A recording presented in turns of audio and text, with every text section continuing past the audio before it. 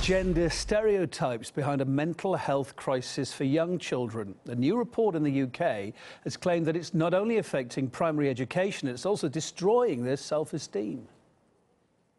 What every parent hopes for their child and what educators hope for children in their class is that they will be free to achieve their potential.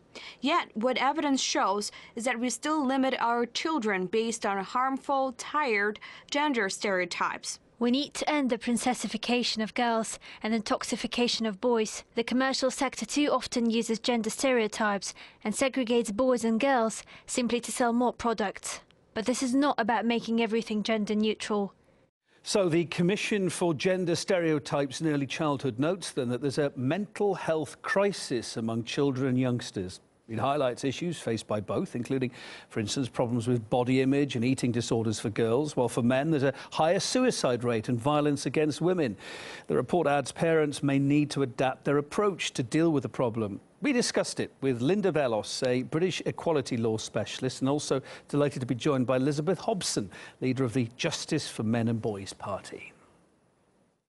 Sex differences do exist. As much as the Fawcett Society will try to minimise them, the majority of children who do conform to sex-typical behaviour should also be respected. I do think that boys are different to girls and girls are different to boys, but that's mainly an ideology that's been encouraged for us to think about, that we should think that boys should be physically strong, they should take a lead, and lots of men don't want to do that, and lots of women don't want to do it, and lots of women do want to do it. So much nonsense in this man-made notion of who should have power on the basis of some of their physical characteristics. There's so much evidence to suggest that biological sex differences exist, and so, you know, there are studies with newborn babies that show that females preferred to play with dolls and stuffed toys, and boys preferred to